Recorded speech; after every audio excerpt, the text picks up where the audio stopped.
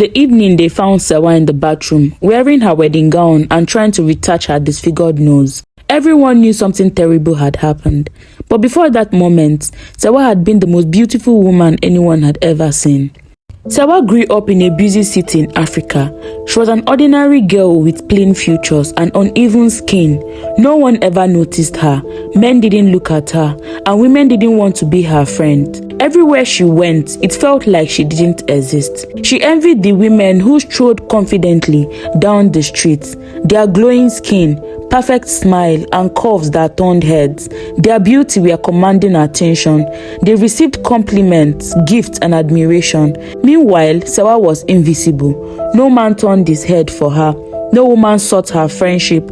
She was an afterthought in a world obsessed with appearances. She cried herself to sleep most nights, asking why she couldn't be beautiful. "Why can't I be beautiful?" she asked, staring at her reflection in the mirror. One lonely evening after a particular hard day, Sewa sat in front of an old mirror. She looked at herself with anger and sadness. "I would give anything to be beautiful," she cried, tears rolling down her eyes. From the corner of her dark room, a deep voice answered, "Anything?" Sewa turned around. A strange man stepped out of the shadow. His skin was pale, his eyes glowed, and he held a small pot in his hand. "Who are you?" Sewa asked, her voice shaking. "This doesn't matter," he calmly said. "What matters is I can give you what you want. Beauty that will make men worship you and women envy you." Sewa's eye lit up with hope. "You can really do that?" The man smiled and took out a small glowing bracelet from the pot. "This bracelet will give you the beauty you desire. Wear it at night and by morning you will be transformed. But beauty is borrowed, not for free. You must return the bracelet to the pot every night when you come home from wherever you went to. And once it is 12 a.m. in the morning, you can wear it back and go to sleep." Sewa hesitated. "What happens if I don't return it?" she asked. The man's smile faded. "The debt will take you." Without thinking too much, Sewa grabbed the bracelet. "Thank you," she said eagerly. As the man disappeared into the shadow, he gave his last warning. "Remember, borrowed beauty must always be returned." That night, Sewa wore the bracelet to bed, her heart racing with excitement. She dreamt of being admired, wealthy, and loved. When she woke up the next morning and looked into the mirror quickly, she couldn't believe her eyes. Her dull skin was now smooth and radiant. Her lips were full and pink, and her features were flawless. She was stunning. When Sewa stepped out of her house, no one recognized her, but everyone noticed her. Men offered her compliments, gifts, and rides. Women stared at her in awe and envy. For the first time, Sewa felt powerful. She finally had the life she has always wanted. Every night, Sewa made sure to return the bracelet to the pot as the man had instructed. But as the day passed, strange things started happening. In the neighborhood, women began to complain about strange problems. "My hair fell out overnight," Yetunde said, tying a scarf around her head. "My skin is paling," Binta muttered, scratching her hand.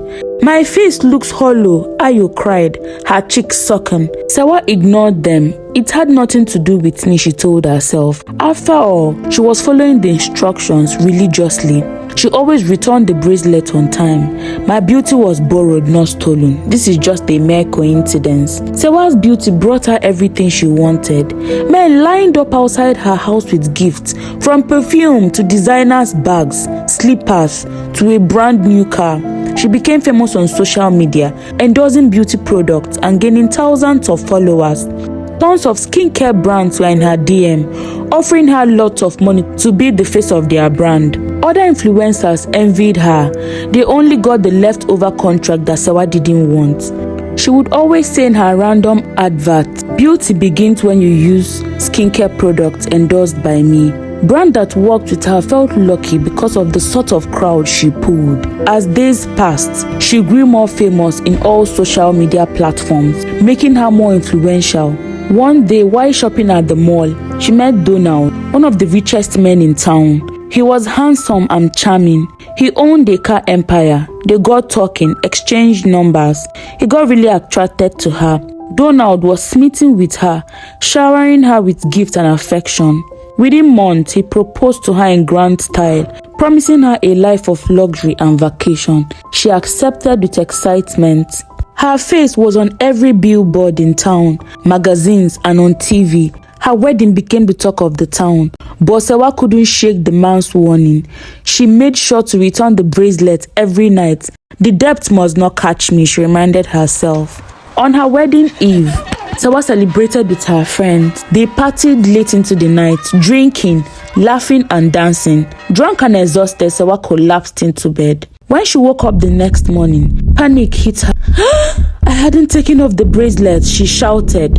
The other girls whom were still sleeping around her, shocked, asked her what was wrong, but she said nothing. Fear gripped her. She ran to the mirror, expecting to see something terrible. But to her relief, she looked beautiful. Maybe the old man's warning were just lies, she thought. Her wedding day went on as planned, and her dream man was waiting for her at the altar. The wedding was grand, and Sewa looked stunning in her designer's luxurious beaded gown made by the biggest tailor in the city. Her glam team was top-notch. Everyone gasped as she walked down the aisle. Donald couldn't take his eyes off her. But as they exchanged vows, something strange happened. When Sewa lifted her hand to place the ring on Donald's finger, a sharp pain shot through her arm. The bracelet began to tighten, digging into her skin. Are you okay, my love? Donald asked, noticing her discomfort. I am fine, she said, forcing a smile. But inside she was terrified. After the wedding, at the reception, the pain grew worse. The bracelet felt heavy, and her arm felt like ice. Sewa quickly excused herself and rushed to the bathroom. Locking the door behind her, she looked in the mirror and screamed. Her skin dulled, her lips shrank, and her nose collapsed. The bracelet glowed brightly, sinking deeper into her skin until it fused with her wrist. Donald heard her scream and rushed to the bathroom. Sewa, open the door, he shouted, but she didn't answer. He panicked and continuously hit the bathroom door until it broke down. What he saw made him gasp in horror. Sewa's once beautiful face was now deformed and unrecognizable. He screamed and the guests crowded behind him. She sobbed and confessed everything. I borrowed my beauty, she cried. I was plain and invincible. No one noticed me. But I met a man who gave me this bracelet. I was supposed to return it every night, but I forgot. This is my punishment. Please forgive me. The guests, who followed Donald, gasped in shock. Phone came out and people started recording her. Videos of her confession spread online. Donald, furious and heartbroken, shouted, You deceived me, Sewa. I don't want to have anything to do with you ever again, before storming out in anger. Left alone in the bathroom, Sewa sobbed. Her beautiful gown was now stained with dirt. She gazed into the mirror, which seemed to mock her with its reflection of a woman consumed by her own greed.